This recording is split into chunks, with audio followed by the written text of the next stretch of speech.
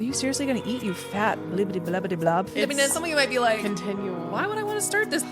Sensitive. She's sensitive. You are listening to the Tammy Talks Unscripted Healing Podcast, where we share stories that are, you guessed it, unscripted. That's the thing, this journey doesn't stop. It doesn't really right? end. We have a general sense of the topic each episode, but really the whole point is just to show up and be authentic and let our inner child speak its truth. And I have continued to work through that story of constantly hearing, well, we don't want, got a hot dog on our hands. Yeah, guess what, Mr. Sabatsky, you do. So I'm so excited that you are here, and it is my hope that you hear yourself somewhere in the story so that way you can feel seen and heard as well. So let's start talking. Welcome to the Tammy Talks Unscripted Healing Podcast. Welcome to episode 52. For those of you that have joined me from day one, thank you so much. I have no idea how we managed to get an episode out every single week in the last year, but we did it. We did it. And again, for those of you that have tuned in, you know there have been a lot of growing pains. So much so that we had major audio issues, we had camera issues, we did all the things, but we are still here. We are still here showing up. And I am so incredibly honored for today's guest. Like fangirling kind of guest moment.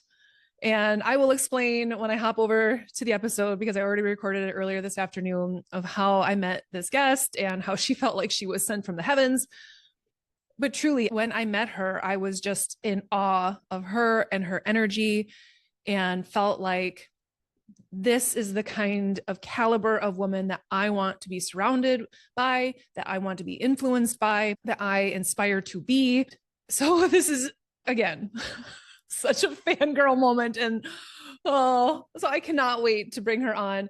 And I want to give her an official intro, because I knew if I got started talking with her on, I would probably be 30 minutes into the episode and be like, oh yeah, we haven't even talked about all of your amazing accomplishments. So I am going to take some time to do that because, oh my goodness. And the way she talks about her journey throughout this episode, whoo, it's so good, you guys. It's so good. And we had a little bit of a plan and an outline of the things that we wanted to talk about, but I love where this conversation went. I love it so much.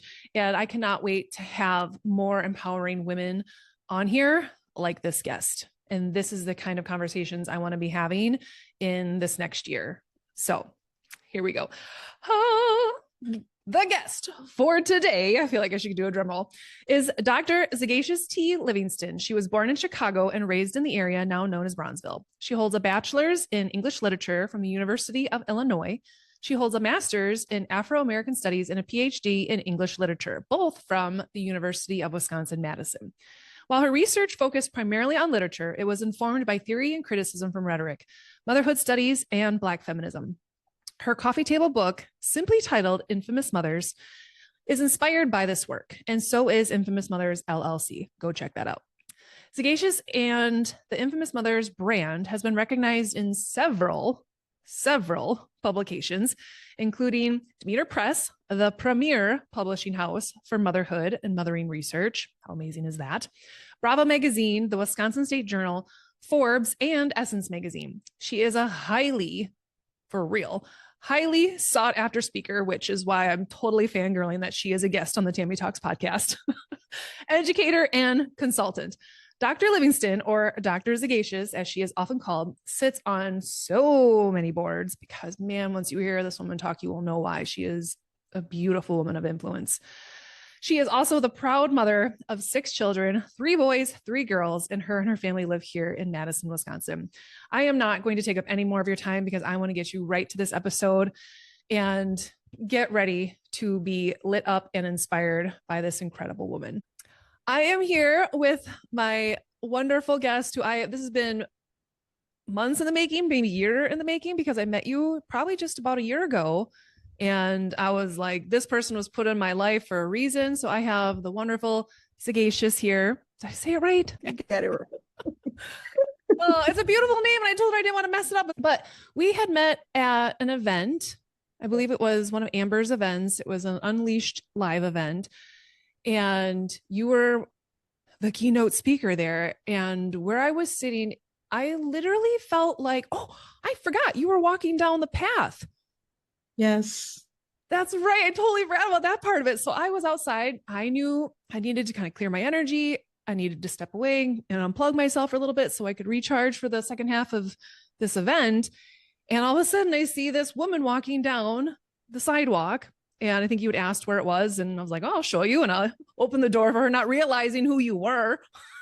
And then when she's speaking, I was like, oh my gosh, I helped her. Yeah. It literally felt like, I don't know, the heavens opened up and you just came down and spoke directly to my soul that day. It was everything I needed to hear. And I was actually kind of freaked out by how much you were speaking directly to me because I had just started this podcast and knowing that if I wanted to do something with it, I would eventually need to get it sponsored or something. And your story was, whoa. So I always feel like I need to have you on for another episode just to share that because today, the reason I reached out to you was because you had posted an article, I believe it was on LinkedIn that I saw. And it was right after the Super Bowl. And I briefly talked about some of the Super Bowl stuff with Christina Laurie on last week's episode. But what you posted, I was in my chair and I was like, yes. I was like, I would love for you to come on and talk about this on the podcast because it hurt my heart so much how many people missed how powerful of a message that whole thing was. But you had wrote about something in particular that I think all women need to hear. Everybody needs to hear, but particularly women. And so I will open it up to you and kind of share what sparked that and we'll just kind of roll with it from there. Perfect. Okay. So I wrote an article on LinkedIn about Serena Williams and she so again, this is the Super Bowl. Kendrick Lamar is the featured artist and everybody's trying to understand what he's saying, right? Everybody's trying to understand what's going on. It's not the experience we're accustomed to. So people are kind of uncomfortable, kind of confused, kind of excited, kind of hopeful, kind of frustrated. There's all of these things. Yeah. This is not what we're accustomed to. It is not what we are imagining. But he said, you have the right time, the wrong person, right? And so he was saying that this was the right time. And so I'm thinking about timing. I'm thinking Serena Williams is in here crip walking, right? What does that mean? Yeah. And I knew people was going to spend a lot of time talking about Kendrick Lamar and breaking that down. I knew when people talked about Serena Williams, they were going to connect her to Drake and what their past relationship was, and the idea that she was crip walking as a way of retaliating against Drake for Yeah. the things that he said, because the whole "they're not like us" was a response to it was a diss track. So people looked at it for that. But I just felt like Kendrick Lamar was smarter than that. And I felt like Yeah. Serena Williams means more to that, more than that to our culture, like the Yeah. American culture, the iconography of America. And so I really wanted to explore what that meant. And I remembered when she crip walked, um, I don't know if it was the Olympics, so I think it was Wimbledon. I think it was Wimbledon. And and there was so much backlash. I remember that. I remember the judgment. And so my mind was like, I know there has to be significance here. And so I did some research. And it was really, I looked at what people said. So that was what the research. I wanted to remember what was said. And some of the things that was said was that what she did was unprofessional. What she did was it was out of place for the height of this event. Yeah. They there was just so much negativity around it. And again, Kendrick Lamar has a Pulitzer Prize, right? Serena Williams is one of the most decorated athletes in history. So in my mind, it couldn't be what it was. So now I'm looking again and I'm thinking about the time, I'm thinking about what's going on in history. And so I wrote this LinkedIn article from a place of what is the research telling me? What is my intuition telling me? What does what I know about these artists, what are they telling me? Mm-hmm. And after writing this, Serena actually popped out on social media and kind of confirmed everything I said in this article. She really pointed out that she was fined in Wimbledon.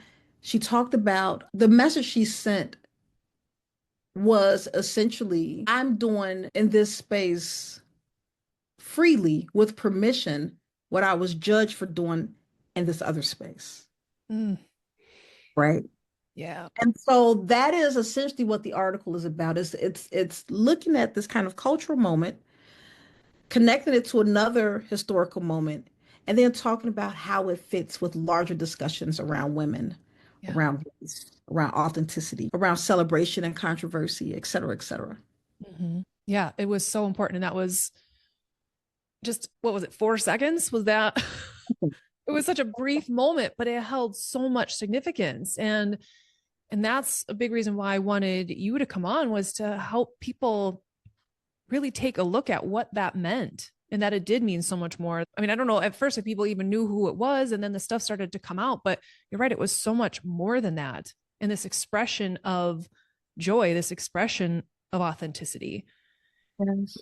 Why do you think that resonated with so many people, so many different demographics? I think many of us have been told that there's a part of us. So let's keep in mind the Crip Walk. The reason why people was judging the walk, for one, is they associated with a gang in LA called the Crips.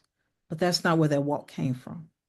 The walk came from somebody who had a physical disability, right? And so was connected to Yeah. that person who was the creator of this walk. And then the Crip gang kind of co-opted it, and then a larger mainstream culture co-opted it, right? So Yeah. it really was going back to this person who was connected with physical, who had a different ability in his body, and so that whole story is missed, right? So Yeah. there's misinformation that's going out Yeah. there. But the other piece, I think, is this woman is at the height of her career, or is in one of the most biggest moments of her career. And she chose to celebrate in the same way football players celebrate, basketball players celebrate, right? She did her thing. She danced, and her body was already being read a certain way in this space that's predominantly white, in this space that's predominantly reserved for higher resource people. And so she's neither. She's neither white, she's not higher resource, she's a bigger body in terms of the fact that um she's not a petite woman. And she gets this win and she does this dance that's connected to her home, her Yeah. city, her culture, and then she's immediately judged for it. So like this person, Jason Whitlock, he said that her dance is akin to cracking a tasteless X-rated joke inside of a church. Serena deserved to be called out. And I thought that was really Ooh. interesting. We see that so often in, again, football. We Yeah. see it in every sport, many sports. And the question becomes, so why are we not letting this woman have her moment? And it made me Mhm. think of all the ways, many of the ways in which women and people of color are not allowed to have their moments, right? And so I think that the reason why it resonated with people is because it was an opportunity for people to kind of reclaim or speak to that part of them as a child, as a younger adult, as someone who was formerly working at a job and then they were let go. It was opportunity for people who have been told your natural response and behavior to a problem or to success, we don't accept that here. And not because there's a good basis, it's because we already don't accept you here, right? And so how dare you not only win, but the audacity to celebrate? I think many people are able to relate to that. Oh man, for those of that have been a regular listener and have heard my intro for the last 52 episodes, that is my intro, is my seventh grade FIA teacher calling me a hot dog for celebrating a goal. And Mm. how I have carried that story with me my entire life of being too much, too big, too bold, don't celebrate. And Yes. so when you talk about, like, I was like, oh, my inner child was like, yes, because you think about how often we are put in boxes. Yes. And even in moments of celebration, like, don't be too joyful. Now you're bragging, or, and it's just That constant. part. Yeah. That part. Yeah. That part. It made me think of when you say that Issa Rae won a Women in Film Award some years ago. And I would encourage you and your listeners to go find that. But she gave her speech as if she was a hip hop artist. And she was talking about how she's a product of hip hop culture. And a lot of her existence has been shaped and informed by that. And instead of just really being humble, she was the opposite of humble in her speech. And everyone laughed and they enjoyed it and it was refreshing.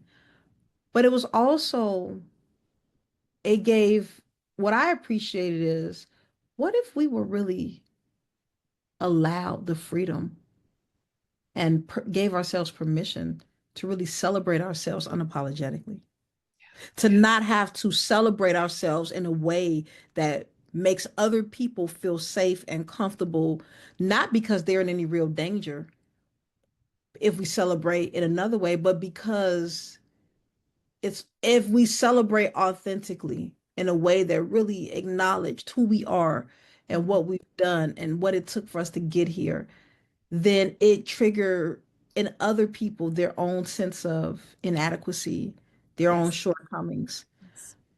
But in my mind, if we celebrate it authentically, it, and if we normalize that, it will give Mhm. people space Yes. to rise. Because think about it, if I'm constantly saying, well, I don't know how I got here. I was just a little small town person and I kept my head down. Because what you're telling other people is to just keep your head down and just continue to play small. And then you're not telling the truth. Right. Girl, you sacrificed everything to get here.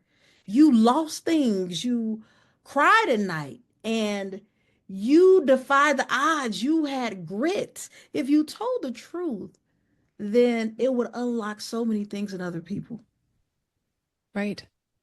It gives people permission to show up that way, to honor their story, to live their truth, to speak their truth, and to know that every part of it, even the nights where they were crying in bed, are part of this beautiful path to where they're going. It's not the Yes. things that should keep us silent in shame. Like, Yes. it's all a part of our story. Yes.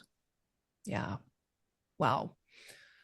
So let's talk about boldness Okay. and how you see that and what she did, and whether that's with other women or in cultures, how to embrace that, and what that, through your article, what you were hoping to get across with this idea of embracing that. That's funny you asked that because I don't know if it was the week before or the week after, or was it the same week? I wrote a blog post. Actually, you know what? That was what was supposed to have been the blog post for that week. It was show up like a pink highlighter. Just show up. Yes, that was great. If you're not like on her newsletter, you should, because you are an amazing writer and it always strikes a chord. And I was like, yes, a pink highlighter. And I was thinking about like, what does that mean? What does that mean to show up bold? And I was thinking about that because a lot of times what we need is bold energy. We need that bold energy. We need that energy who that will show up and say, yeah, I understand that this is what the status quo has going on. This is how it's been done. But this isn't working for some people. This isn't working for a lot of people. Or I understand that this is how it's been done, or this is everybody is conforming, but real forward movement has never come from consistent conformity, right? What drives innovation is bold moves. That's what drives innovation. Mm-hmm. And so when you have people who are saying, I'm not afraid to show up and push the boundary. I'm not afraid to show up and to stand out. I'm not afraid to show up and move the needle a little bit. Then we have to protect that person at all costs. Yeah. because that is the person that if we look at them long enough, is going to either, let me say, well, let me back up. Because on the one hand, we protect that person if they're moving us in the right direction. On the other hand, if that bold person is coming in and they're doing something drastically Yeah. dangerous and harmful, then that's something else. So I think there's a couple of ways to look at boldness, but I'm really focusing on that boldness that moves us forward in a way that is healthy and positive. And a lot of times people are afraid of that because they're afraid of change. So even though that we know this is a good change, even though we know this is going to be a beautiful move, I am not going to do it because it takes me out of my comfort zone. And that is the woman that I'm often speaking to when I'm Mhm. writing. I'm writing to that woman who has a dream, who has a vision, who is looking to accomplish something. But to do so, she has to break from the norm and the everyday routine that she's accustomed to. And she has to do something that may leave her lonely and Yeah. in new territory at a new level with strangers that she's never encountered. And so that's the woman I'm saying, no, go ahead and embrace it. Go ahead, show up like a pink highlighter and do your thing. Because even though it may feel lonely and overwhelming and scary and intimidating, even though it's all the things, ultimately you were purposed with that vision and that mission. And once you get there, the doors and the barriers that it will open, how it will elevate um, all the ships that are on that rising tide with you. Yes. Um, it matters. So go ahead and show up like a pink highlighter. So I was thinking about that with Serena. Serena, the boldness for her was, yeah, I know you all find me. I know you all, because they did find her. You all find me in Wimbledon. I always struggle with saying that. You find me on that stage, but I've already accomplished all the things. Hmm. And so the very thing that you judge me for is the very thing that right now you're witnessing again, and either you're adjusting your views on it, you're witnessing other people clap and scream about it, or you're silent, right? But you did not silence me and you did not stop me, right? And that was where the boldness. Okay, Yeah. we've already reprimanded you for this. Why are you back Mhm. doing it? Yeah. So, Ooh. Well, and I love so much of what you write because from my inner child perspective, which dissects everything, so much of what you're saying comes down to that. Like, how does that woman show up who has that dream, has that desire, but yet still has these fears and these blocks? And, I see that as the protection, ego's protection. I'm like, I don't want, little Tammy to step out and do something because she's going to get called a hot dog again, or she's going to, you know, people are going to look down on her or think that she's bragging or whatever. So let's keep her small. Let's keep her safe. And yes, so by being bold, you have to do a lot of inner work. And sometimes that inner work, like you said, it means all of a sudden losing people around you. It means life crumbling around you because you have to almost let all of the masks and these walls come down in order to step into that boldness because our own protective ego is like, yeah, it doesn't feel so safe because if people saw the real you and didn't like you, then what? And that's ego's biggest fear, right? But your inner child's like, I don't care. I just want to be me. I want to do my own crib walk. And I love yes, that you said that. Like, what is my crib walk? If people could think about that, yes, like, what would that be? And I just wonder how many people that are listening to this would have no idea. yes, yes. You said something that triggered a thought in me. And for one of the things is like, what would be your crip walk? And I think, what is the thing that you were called out on in one space? And if you can go back and reclaim that thing, do it louder, bolder, brighter, what would it be, right? That was a real question. Like, what is the thing that people have shamed you for Right. that you went back and reclaimed and said, no, I am going to own this. I'm going to settle on this. I'm going to celebrate it. Um, I'm going to have my few seconds of fame. Like, what would that thing be? I think that question, I'm the one that posed it, but it still gives me chills just thinking about it right Oh, now. I got full body goosebumps when you said that. Because again, in the intro, I say to Mr. Savatsky, like, yeah, you do. I got a podcast now, Mr. Savatsky. Yes. Like, that poor man.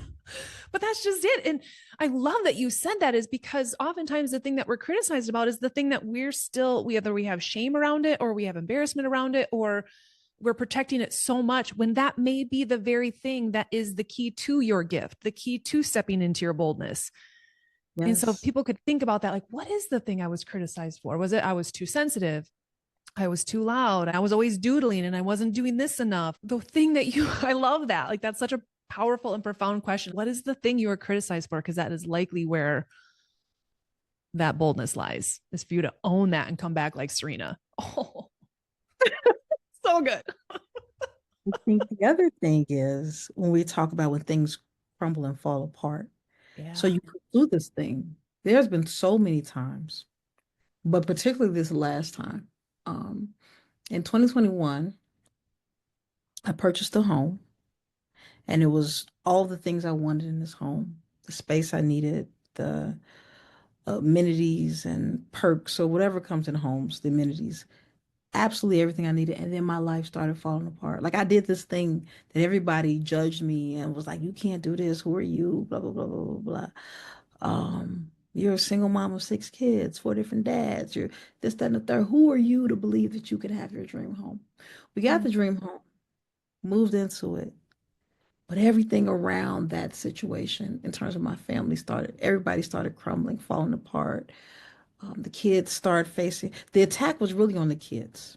The things that started happening, there was division amongst the kids, and then there's separation between me and my kids. Let me say that. So I have a new book coming out. And in that book, we're talking about those things. But I'm figuring out, how do I say this? Because I want to get to the crumbling apart without telling too much. So there was the falling apart. And then another issue we have is now bodies are being attacked. Minds are being attacked. There is mental hospital stays. There's a kid that's shot 4 times. There's a kid that's in a car accident. There's all of these things that happens once we made it into our promised land, right? And so now you have to ask yourself, damn, should I just stay small? And should I stay where I was? Oh. Because look at all that's happening in my promised land. Or do I find a way to focus on what the real issues are? Am I now in my promised land? I can address the deeper stuff. I have the safety to explore things that I couldn't explore before. Do I expand my strategy? Right? It's not about, because what happens is, I bring that up because people will guilt you. Well, had you not made that bold move, you wouldn't be going through this. No, that's not what the issue is. The issue is lives. At the end of the day, lives. And this was the season where life was going to life in this way. Yeah. And we're not about to guilt anyone for fulfilling their dreams. What we're going to do is expand people's capacity to deal with the new levels of drama, issues, etc., that's happening at this new stage in their life, right? But there's no going backwards, because that's the alternative, right? Well, right. I just got to go back to my life in low-income housing, or I got to go back to my life in this situation. And it's like, no, these two aren't the same. Yeah, they're not the same. Someone once told me, new level, new devil. It's exactly it. Yeah. And I was like, oh, and that happened to me. I was out at our last retreat in Sedona this last November, and something happened to me where basically getting online bullied and harassed, which should have gone into last week's episode. I've never actually even talked about it, but it was attacking me as a leader, as someone who could help people and help people heal. And it was perfect divine timing, because I'm sitting here, I'm about to lead a retreat, and I'm getting this message. The women are there. And I was like, are you going to crumble, Tammy, and all of a sudden feel like an imposter? Like you don't deserve to lead these women? Or are you going to stand up and rise and show how you're going to maintain your frequency, how you're going to lead these women, even when people are in your ear telling you you're not good enough, or you're this or that? And I was like, thank you. Because that just made me stand a little taller. I'm like, I am owning this retreat, and I'm going to lead these women. That is not going to bring me back down, because in the past, I would have crumbled. I would have thought, oh my gosh, this person's right. I'm not worthy to do this. And I was like, oh, hell no. I am in Sedona hosting a retreat and I am That's showing up. exactly it. Sometimes I think the attacks that come on our lives are directly, and we just talked about this a second ago, but it's reframing it and Yeah. put it in a different way. It's sometimes the attacks that's on our lives are directly tied to the gifts and the impact we're meant to make. Yes. And so you're writing this, I wrote this book about this experience, and then all of a sudden these attacks come around this experience. But now we're trying to transition into a tour where we're looking to transform the lives of 1 million women. So, of course, the forces that are out there, whether it's energy, whether it's people, whether it's spirits, whatever it is that we believe, they're going to attack. They could either be attacking or testing. Like, I'm going to Yeah. test you to see if you are cut from the type of cloth that allows Yes. you to do the thing that you said you're going to do. Right. Yeah. So that's kind of like a positive version of that. The negative version of that is, oh hell no. You want to transform the lives of 1 million women? Oh, I can't take you out. I can't kill you, but what I'm gonna do is everything that's close to it. I'm gonna play with your kids. I'm gonna play with your livelihood. I'm gonna play with your mental health. I'm gonna do all the things to stop you from doing a thing. But if you happen to survive this and make it through, Mm. then what that ultimately means is that you have been qualified, you have been tried, you have been tested, but then there's another, you have been forged, Yes.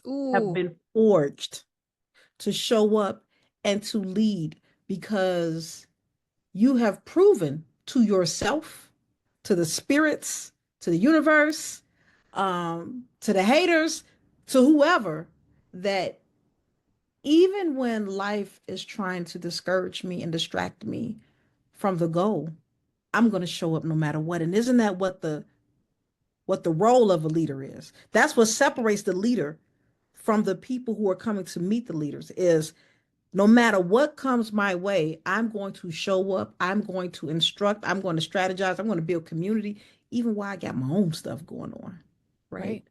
And Yeah. so I say that as a testament to you, right? While you're being attacked, you said, hold on, this doesn't feel good. I don't like it. But I got a purpose here, and I'm not going to let this. And that's what separates the leaders from folks who are still trying to figure out if they are leaders or their place in the world, right? Yeah.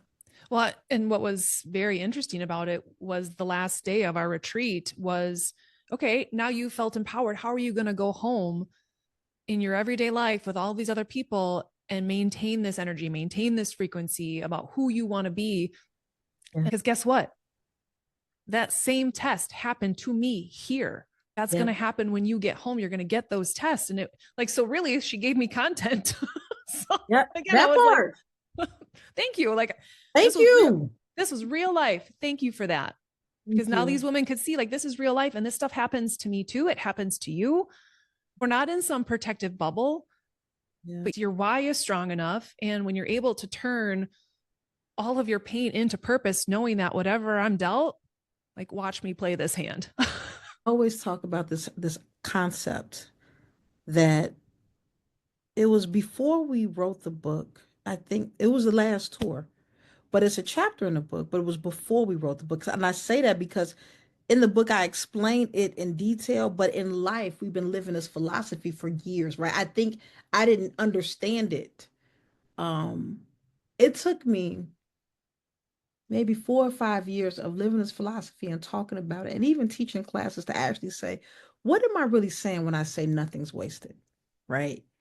I knew what I was saying. I could teach it. I could um, share with people. I could use to inspire people. But and where it came from was the idea that when I came to the UW for grad school, my colleagues were like, "Yeah, I just came from Cambridge. Yeah, I just spent the summer in Boston. I was in Massachusetts doing X, Y, Z." I was like, I just left Chicago from a fight. I'm here because me and my brother got into a fight. And I'm like, this city isn't big enough for the both of us. I gotta go.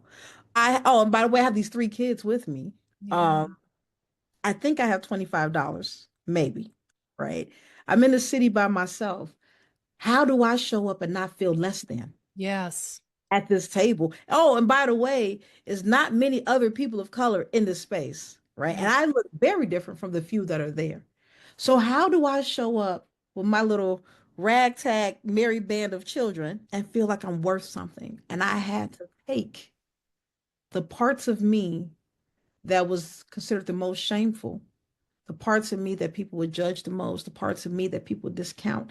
And I had to turn that into fuel and I had to create a narrative around it that made me just as worthy as everyone else at that table. Right. Yes.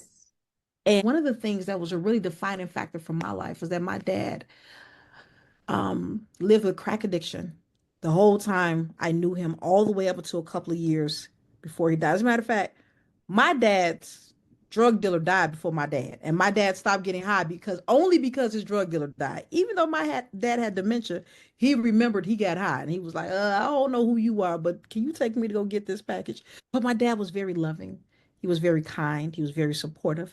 He was so many things that was good and beautiful, in addition to the fact that he had this thing that also played a huge role and defined his life in a lot of Yeah. ways. Right. But I say that to say, so this is what I'm bringing to the table, right? I'm bringing my uncles are struggling with addiction or just coming out of it. At the time, my life had been marked heavily by abusive relationships. And these folks are talking about, I've just studied in Cambridge. I'm just coming from Yeah. Massachusetts. And so I had to say, okay, Sagashus, how can I take the life that I have and boldly show up and feel the audacity to feel like I have a right to be here? And so what Mhm. I did was I took my dad's story and said, yep, my dad got high every day. But what I learned is when he told the truth, people gave him money. Yeah, I listen. If I spend time with you, I'm gonna need you to give me this money because I'm about to go get high, but I'm going to make you feel good. I'm going to enjoy you. I'm going to do the work I need to do in this house. I'm going to do all the things. But when this is over with, I need my money to go get high. And every day my dad got high.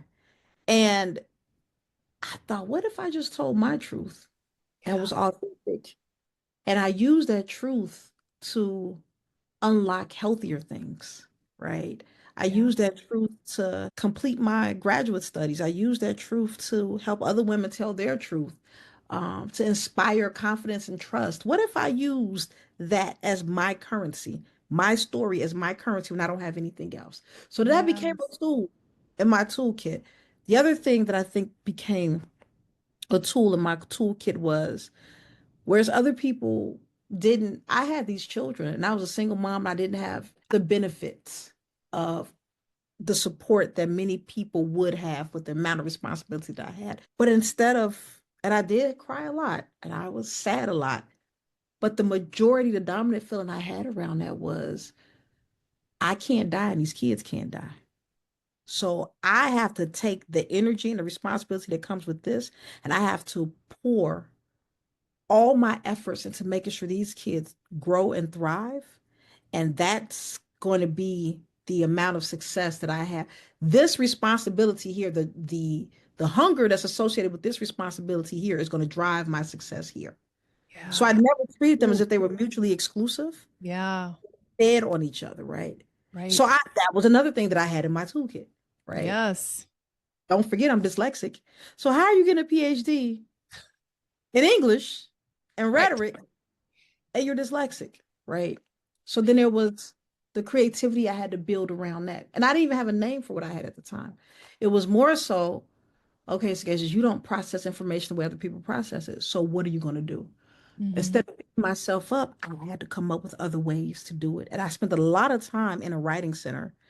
And I built a weekly habit of building connections with people who can coach me around my writing. And that's why I believe so much in coaching, because Yeah. it was coaching that got me through my PhD when other people wouldn't go. And I noticed I had more kids, more responsibilities, more challenges than other folks. But because I was dyslexic and I had those challenges, I went and sought help and got coaching and built community around my challenges that I didn't have a name for. And I was able to finish my program faster than the average person with all the things I had up against me, right? Because I never labeled myself, I never Right.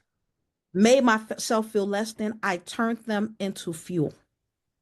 Oof. That is so powerful because how easy at any point could you have attach any of those things to your identity. Let it be a limiting belief. Let it hold you back. And instead, you flip the script and like, huh, I'm going to use this as fuel instead. I'm going to turn all of this pain into some purpose. I'm going to allow it to fuel my dreams, my mission.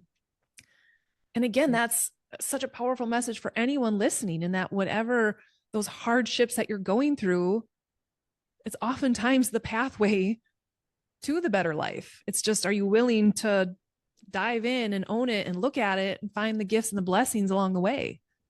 Yes. Are you willing to get creative? Are you willing to let that thing becomes what fuel you versus the thing that makes you run out of fuel, right? The thing that makes you just sit on the curb and say, I can't keep going.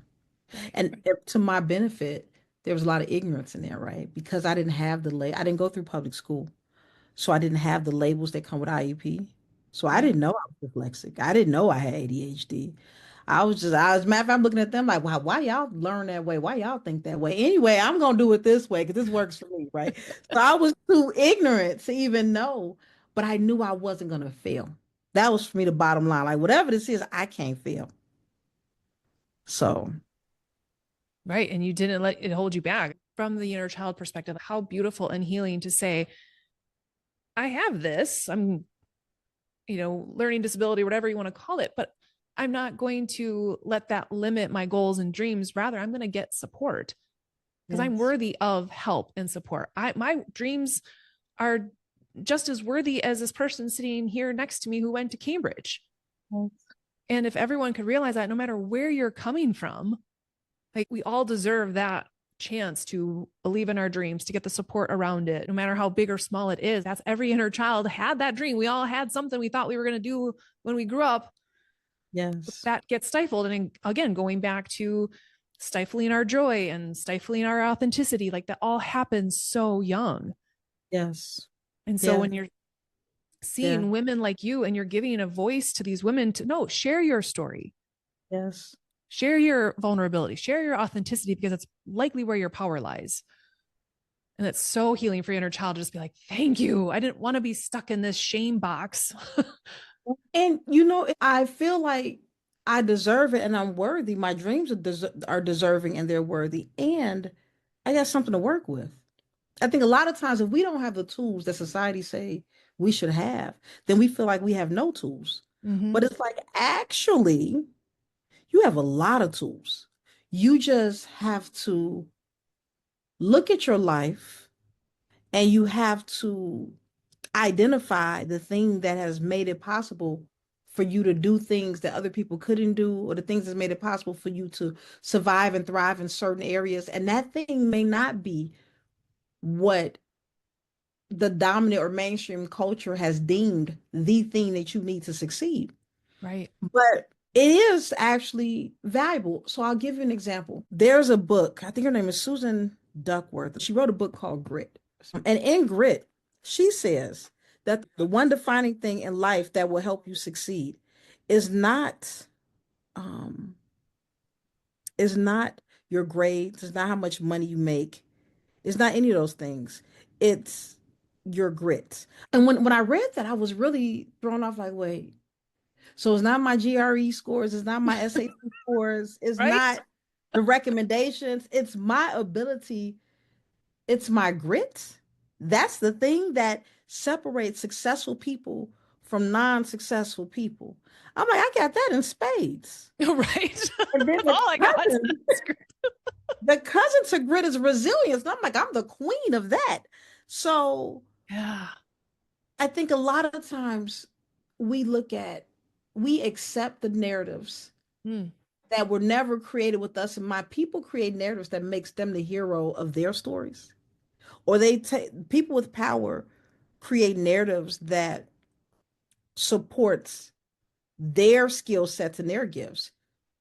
But we have to learn how to be the heroes in our own stories, even if we're the villains in other people's stories. Yeah. And in our stories, maybe it's another set of skills that make us successful. And we have to own that, because at the end of the day, the only story that really matters for each individual person and their survival at the very primary level is your story, right? Everybody else's story matters too. But for the one that you're responsible for is your story. And so in your story, you may not have wealth. You may not have a PhD. You may not have all the things that people say, or MD or status and title in those ways, but what do you have? And how do you take what you have and forge a narrative and create a path and build out a toolkit that allows you to be the hero in your own story? Absolutely. I love that so much. And that's been a huge part. I mean, it is the premises of this podcast was helping people validate their own story, because it'd be very easy for me to compare my childhood story to yours and be like, well, and then completely dismiss my experiences, the wounds that were created, and whether they were big traumas or small traumas. It was my experience, and I need to be able to validate that and look at it, heal from it, so then I can find the gifts that were meant for me within it. Yes. But we play this comparison game, and not only is that the thief of joy, but it's also stripping us from our own healing and our own growth and our own joy and our own purpose. Yes. You know, when really, like, if you didn't know your backstory and people saw your credentials and the things that you've done, you know, it'd be easy to assume like, oh, well, she had this great childhood and it just led her to this path. Like, no, there was, again, like you said, a whole lot of grit made that happen. I fought for this dream, baby. Yes. I fought for it. And it was very clear to me that in the process of that fight, some things couldn't be sacrificed or negotiated. I knew I wasn't going to die and I wasn't going to be a martyr, and my kids weren't going to be either, right? I was clear about that. So how do I build a dream? And that's bold right there, because who are you to say as a mom of six that you're not going to be the martyr and the sacrifice? That's every mom's job, is to show up and just be just too tired. I'm like, yeah, I'm not doing that. And I'm not doing that because on the one hand, why it's a story that makes me look good in the eyes of so many other people. Oh, she's so tireless and she does anything for her kid. She's worn out. I don't want that for my daughters. Exactly. I don't want my sons treating their partners that way. Yep. Or my kids who end up in same-sex relationships. I don't want people to believe that the partner that's most associated with domestic labor is the martyr for the household. Yes. And so I had to do something different. And the story I often tell around that one is my daughter, my oldest daughter, I had come in from work and she had cooked for her siblings. And she was in a corner crying. I'm like, what are you crying about? What's wrong? And she said, everybody ate up the food. And I said, but didn't you cook the food? She said, yeah, but everybody ate. I'm like, so you served everybody. You was the one that divvied up all the food. And everybody ate, and you served that last bit of food to somebody to your detriment? No, ma'am. No, ma'am. That's not what I want for you. And that's not what I want to model for you. You never give everything away and then you're just left after you've done all the labor. No, no. So I had the audacity to try to model a vision of motherhood and a mothering practice that wasn't rooted in any of our sacrifice, right? It was rooted in all of our mobility, health, strength, and in us taking care of each other. And there are moments where some of us, we experience a lot of things that trauma, pain, et cetera, et cetera. Yeah. But they understood even as they went through that you are not the sacrifice. Yes. So whatever you're going through, you can't be the sacrifice in this. Right. Right. So it means you have to find a way to live. You have to find a way to survive. You have to find a way to thrive. You have to find a way to come back to us. Oh, right? This is like just having an emotional moment over here, because everything you're saying, again, as an inner child, for you to reach her in that moment, that could literally change the trajectory of her life, to be like, oh, hell no, that is not how this is going to look. Because you and I both know there are women in their 50s, 60s, 70s who are still doing that. Yes. And sometimes it does take a moment like that to see it in your face, whether that's your experience or seeing it with your kids. But I think about that same thing with leaving my marriage in the last couple of years and knowing who I was then and who I am now. Yes, that was very hard, but to think that my kids weren't getting childhood wounds in the home that looked, good on paper to everyone else, versus seeing their mom happy and thriving and making herself a priority and going after her dreams. It's like, choose your hard. But I needed to model that. I need my daughter to see her mom. If I'm telling them like, yeah, go after your dreams, you can do anything you want, but they're like, well, why aren't you? Like, you can't do that. But you think about all of the ways that our inner child, the way we abandon ourselves. And you talk about sacrifice. Yes. We abandon ourselves. We lose who we are. We change who we are to people please, or we're underachieving. And all of these things start to happen. And we lose that, and we sacrifice literally who we are. Yes. For what? It's funny you say that because this stuff is hard. It's hard. It's hard. Hard because on the one hand, we can't be the sacrifice. On the other hand, we make the choice at times to be the sacrifice until a certain point, right? Like, I am going to stay and endure this because it benefits the family in this way. But once we get to this point, and the other people around you have no idea that's what you're thinking. Mm-hmm. You're planning and you're healing and you're doing all the work because you're biding your time, right? Because I'm thinking about that woman who hasn't escaped yet, right? Who's in it and she's probably feeling like, well, wait a minute, I know this isn't right. And now she's feeling convicted. It's like, but wait a minute. I don't think anybody is just staying for the sake of staying. And anything that's unhappy, there's a chance that you're staying because A, you don't know how to leave. B, and I'm talking about not just a relationship, I'm talking about a job. I'm talking about anything, anything. Yeah. But then in that quiet, when you're still, once you realize what's going on and you realize this isn't serving me, this isn't good for me. And then you realize, well, wait a minute, but my life is tied to all. If I leave this job, then I lose all of these things. If I leave this relationship, then my kids lose all of these things. Whatever it is. So now you have to figure out, okay, well, what is my strategy and how am I going to do this? And then you realize that things aren't that simple. No. Wait, until it finally becomes that simple. Right. It's the work that you're doing to make the transition. And then once you get to that point, it really is that simple. Yeah. I mean, it's going back to just taking inspired action, like just making the decision to say yes. Because if you get caught in the how am I going to do this, you get trapped there. And oftentimes you just need to do this and trust that I'm going to be supported. Yes. The right people are going to show up. The right opportunities are going to show up. And I'm going to get the lessons I need to learn along the way. But it's taking that inspired action, showing up in that class where, wow, I really don't look like I belong here, but I'm showing up anyway. I'm taking that inspired action and look what happened. You had a million reasons to not show back up to that class the next day, but you did. And we do, don't we? Yeah. Because I can tell you, I didn't recognize you with your hair down at the retreat. But when I went to your social media, I knew exactly who you were. And seeing you at the club and you working out. And I was always in awe of you because when someone talks to you, or even in this podcast, people don't realize that you're not 6 feet tall, right? People don't realize that because your energy is so big. Oh. And when they see you with your hair down and they see you in regular clothes, people don't realize how ripped you are, right? And you're there in all of this space with all of this, predominantly men, but you own it. It's like you don't move as if you know that you're the minority in the room. You don't act as if you are the anomaly. You have carved out a space in there and you own it, and you own it daily. You own it consistently.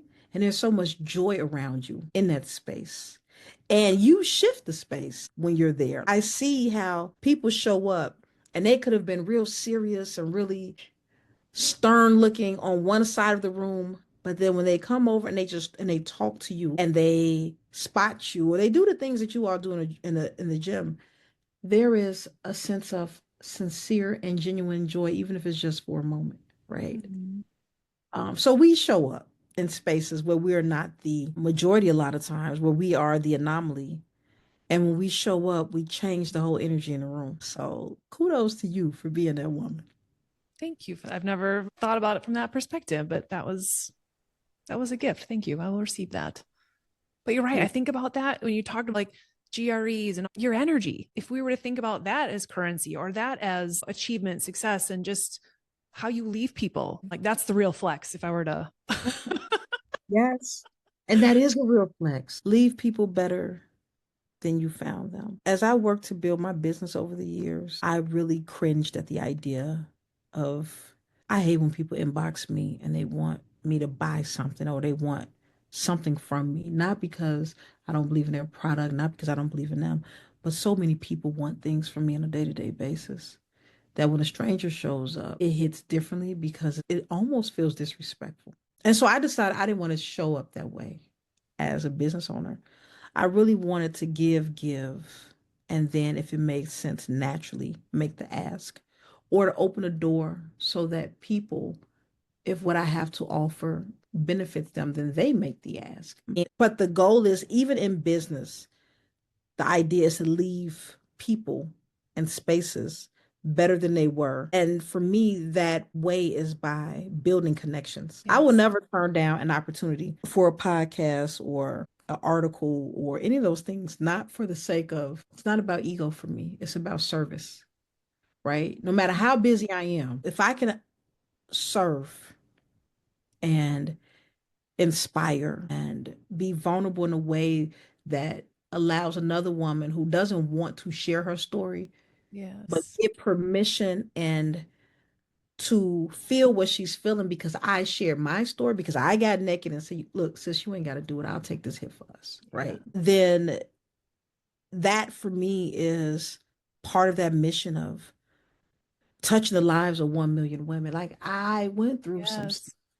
right. And I think for me, my prayer was, I remember praying and talking to God, and I had everything I wanted in life. And the question was, well, why aren't you satisfied? And it's like, well, some of those things that I've gone through, material things and status and title, can't give me the parts of me that was taken back. So what Right. would make it for me worth it, what I went through, the molestation, the domestic abuse, the this, the that, all the ugly things, is if my story can help some woman get off the ground, if my story can help some woman find beauty in her nakedness. And so healing for me is saying, I'm not going to cover up the things that I've gone through in status, money, success.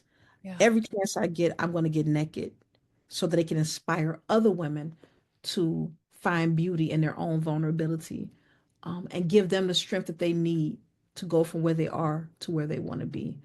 That for me, and that was my prayer. I'm like, for Mm. me, the cost is 2 million women. Knowing that my life and my story has helped transform the life of 2 million women will have made all the ugliest things in my life, Yes. for me, worth the experience because it benefited. Now, that doesn't mean people should be off the hook. That doesn't mean that I was okay with Right. it. But I've been able to find peace and saying, okay, I can let this go. Um, Yeah. Going through this has made it possible. And that's not me being a martyr because I didn't choose to go through it. Right. I didn't Right. ask for it. But since we're here, this is what will help me move on. And so this opportunity, even though it took me forever to get here, and thank you for being patient with me, Oh, um, means the world, because that for me is that down payment on that two 1 million for the tour, but 2 million by 2027. That has been my goal since 2020. all right, So people, share this podcast. Get our message out there. that part, that part. All right. Oh, let's let this go viral so she can get that out there. But I do want you to talk about your Without Apology tour, how you're creating this sisterhood, how you're helping these women do exactly what you were just talking about, because it is such a powerful mission. And I say that jokingly, but I mean it. How to get this word out there to get more people, more women in community like that. You know, it's funny because again, I didn't think about the questions. So I'm like, oh, the honest answer. So when I came out with the second book, it was a journal. It was called Covet the Disrespectful Health and Wellness Journal. And that journal was so healing for me. That's why I said the name. It was so healing for me. So covet, let's go back. The Bible says you should now covet your neighbors, whatever, whatever, whatever. And I grew up Catholic. And so when I was thinking about names and titles for different products and services that we offered. I really wanted to kind of create names around, like, so we have Infamous Mothers, we have Mhm. Forge, we have all these things, right? So how do we create language, culture, or brand that's rooted in that sense of unapologetic living? And that's the thing about Infamous Mothers. Everything that we do is a play on words. So you think covet is bad in and of itself. Don't covet someone else's things. But what if the thing that you coveted is the best version of you? What if you yearn for? Because that's what covet means. What if you yearn for the best version of you? So wrote this journal, created this journal during COVID, during a season where in 1 month we had lost 7 people, I believe it was. So from Mother's Day to Father's Day, we had lost 7 people. And I was struggling. I was struggling. Yeah. And so I was using my own materials. I was testing them because we were getting ready to publish this book. And it had kind of brought me back from the brink of what I was going through. Because I also have severe PMDD. So what is that? It's if people have PMS, and PMS is a headache, PMDD is like a migraine. So it's like the severe version of like I'm struggling, severe hopelessness. 15% of women with PMDD commit suicide. Like I am going through it. So I'm writing this journal. This journal is kind of like saving my life. Oh, I give the journal away. I had a list of women that I was just giving the journal away because it meant so much to me. And I noticed, and I didn't want any acknowledgement. People didn't have to go on social media. You didn't even have to say thank you. I was just sending it out because of what it did for me. Yeah. No strings, no expectations. But what I got was pushback from women that saw me as a threat because I had the second book published, because I had PhD behind my name, right? So they were like, just, man, I was catching a fade. Like they was really being disrespectful. They were being rude. They was being dismissive. And so I had retreated within myself Yeah. for a couple of years after that. I stopped really connecting. I just started just kept working with the women that I work with in our own little Infamous Mothers universe. So when we started with this tour, I was trying to figure out how was I going to heal from that energy. And I was afraid because that was the second tour and I had already kind of got shut down. And I was like, okay, how about I just be Petty Betty? How about I build a relationship with the world? I will build a relationship with women in 45 cities, including this one. I'll build a relationship with women in 24 international cities. How about I will love on these women. I will build a sisterhood that centers these women and their stories, and we will just leave out those 3 or 4 women, right? Ooh. Right. How about we'll just do it that way? And if they decide they want to be involved, they're welcome, but I won't go through the trouble of reaching out. And that was my way of saying, because what I was going to do was the opposite. I was going to retreat, make this a Right. small Yep. book tour where I just talked about the book and did book readings. I'm like, but no, I want this platform to be about spending 3 days in each one of these cities and just women building sisterhood and Mm. having conversations because that's who I am naturally. But I was going to why waste an opportunity to be in 45 cities on just talking about you and your book? That was my point. Why don't we use that opportunity to talk about the book, but also to build community around the subjects and the issues in the book with other women? And I was so hurt from the last tour that I wasn't going to think on that level. I was just, Yes. my little hurt feelings were just going to go on this tour quietly. And it was like, no, if these are the 3 women that hurt your feelings so badly that it made you stop the last tour, examine what's going on within yourself, address that issue, get the help that you need. And if they were toxic to you in that way, build this thing. Don't include them at first. But once you build a resilience in you and you can address whatever the issues are, if they want to come on board, let them come on. But why give 3 people that much power for a goal to touch the lives of 1 million women? You know, we just had a full circle moment there because you had posted on a post of mine. I had was on a retreat with Amber. They did a photo shoot, and I had so much fear and shame about putting these pictures out because I was in this gold dress and I was in a bikini, and I didn't share them for months because of this shame, and I was projecting that on, really onto everyone else, and so I hid them, and you specifically, and I just saw this pop up like last week, and it was like, why would you give all that energy to those few people and deny all of us the beauty Oh, I of the got story. chills too. Truly, I'm not joking. That's like specifically the Oh, line I got that you chills. said to me. Oh, I got chills. Yeah, for real. You know, I got chills because by the time I had said that to you, I had worked through what I had went through with them. Ooh, And so had I not gone through what I went through with them and I had not taken that position, like I had done the research, I'd done the work, I'd done the crying, I'd done the praying, I'd done the work, and I had done all the things to get that out of my body. And so I remember when I said it to you, there was so much clarity and conviction in me. yeah. When I said that it wasn't a feel good response, it wasn't oh well, it wasn't any No, of those things. It was it I was felt so real. strongly because I knew. Yeah. I knew. And so for that to come back in this conversation, it means a lot to me because it reminds me of my progress in that journey. It reminds me of the value of that particular philosophy, but it also reminded me of the value of that moment because you looked gorgeous in those pictures. And I was like, why the hell? I was on the other side of that. I was able to say, wow, what if people got so caught up in the hurt that other folks have inflicted on them that they denied us of moments like this? Right. So I thought about it from my perspective, but then I was able to see it on the opposite. Like, well, wait a minute, I'm denying people. But how many folks are out here denying me right now? Like, girl, Right. if you don't show off and let us see, because it's inspiring. Yeah. So I really appreciate your saying that. And I actually teared up a little bit because you kind of like flung that one on me. That came out the blue. And I was like, damn, That's I why do. we're unscripted over here, because you just never know. I totally forgot about that until then. When you said that story, I was like, wait a second. And that was the one comment out of all of that. That one has stood out to me. I know I posted that in June because you took those pictures in March, and it took me until June at my daughter's dance recital to finally post them. And I'll always remember that. Like, you're right. Why am I giving so much energy to the one negative person or the two people that I'm sure are talking behind my back when there are all these other people that are inspired by the things I write, by the things that I share?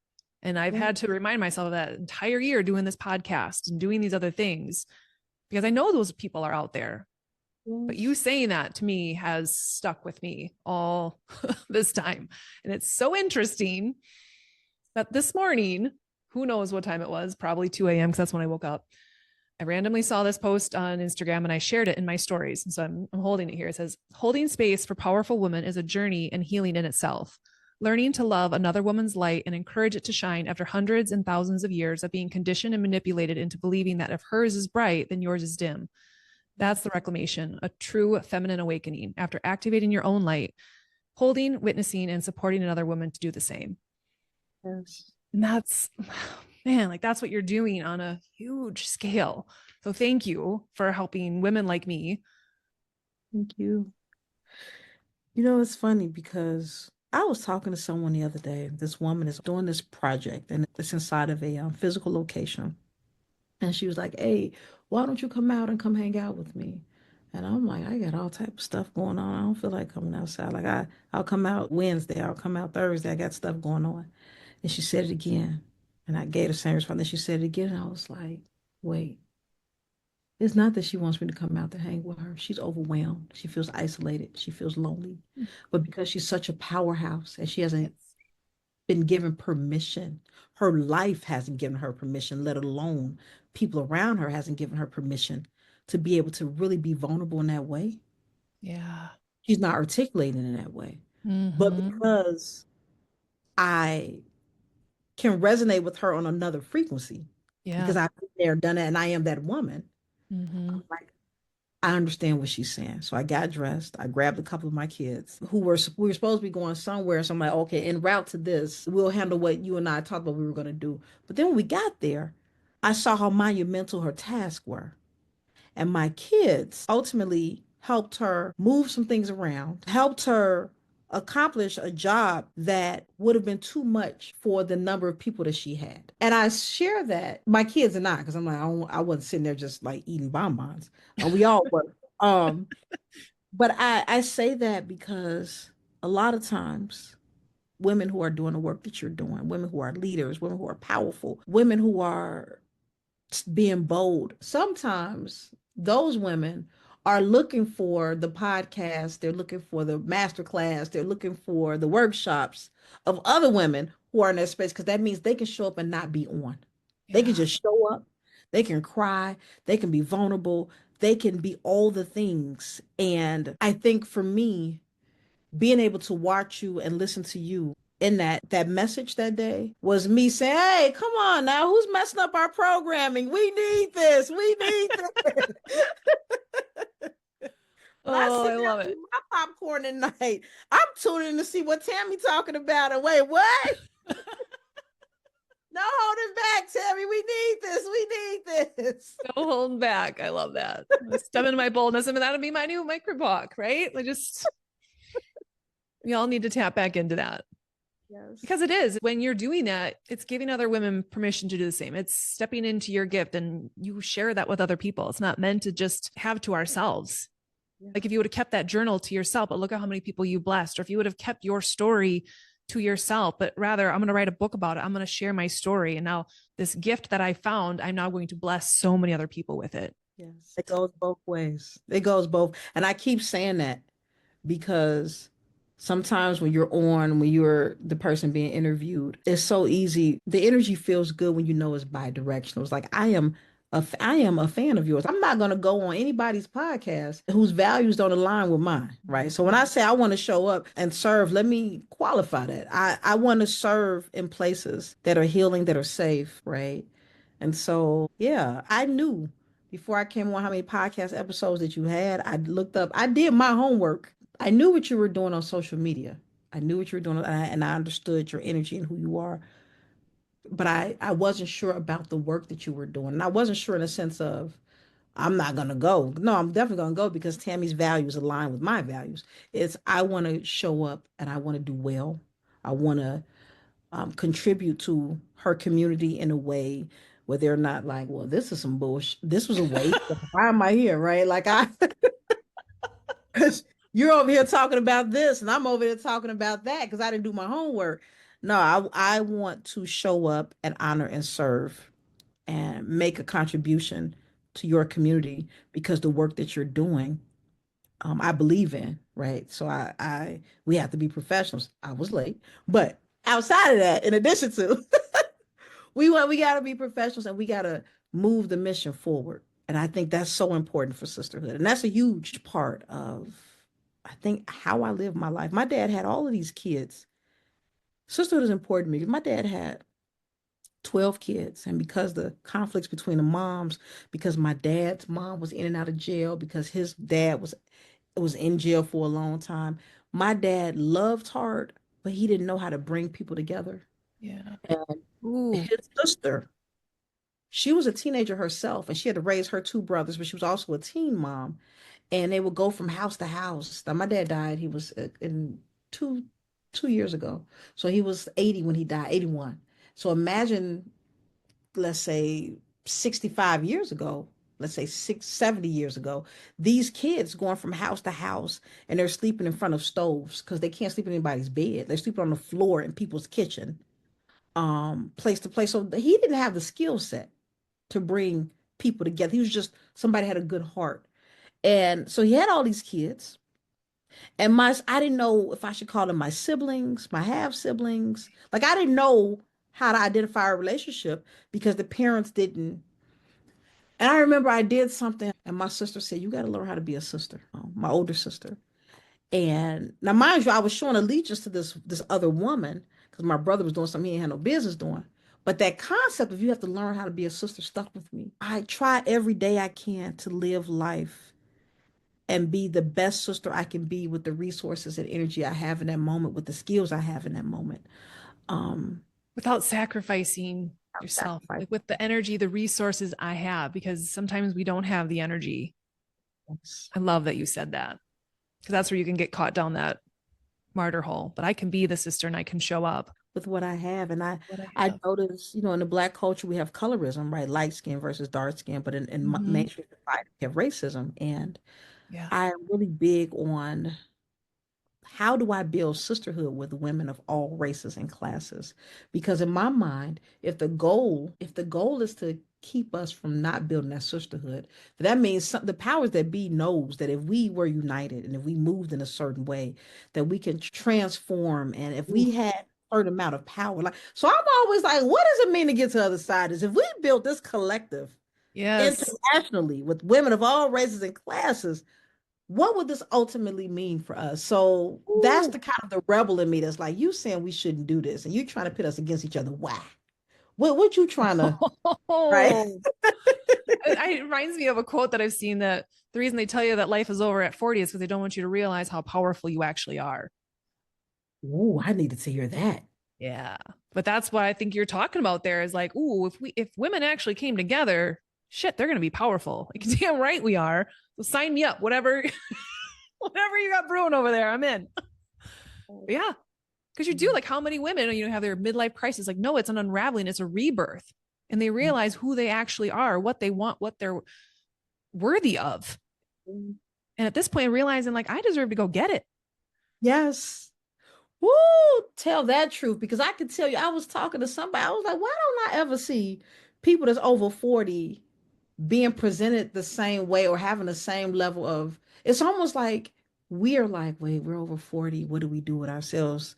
How do we? It's like, girl, you do whatever you was doing, but better, or you stop doing that shit you was doing because it wasn't serving you. Like, Right. there's so much beauty and sexiness and fulfillment and power that happens on this side of Yeah. 40 that I want more women to experience and understand and own. We are not washed up. We are not has-beens for many of us. I remember in this book called Their Eyes Are Watching God, there's this couple, Tea Cake and Janie. Tea Cake is a young guy and he's interested in this older woman. So let's say Janie's probably in her 40s. And she was like, Tea Cake, I'm just an old woman and blah, blah, blah, blah, blah. He said, no, Miss Janie, you gave all your old years to them other men. You saved your young years for me. Ooh. Right. Save your Huh. young years for me. Huh.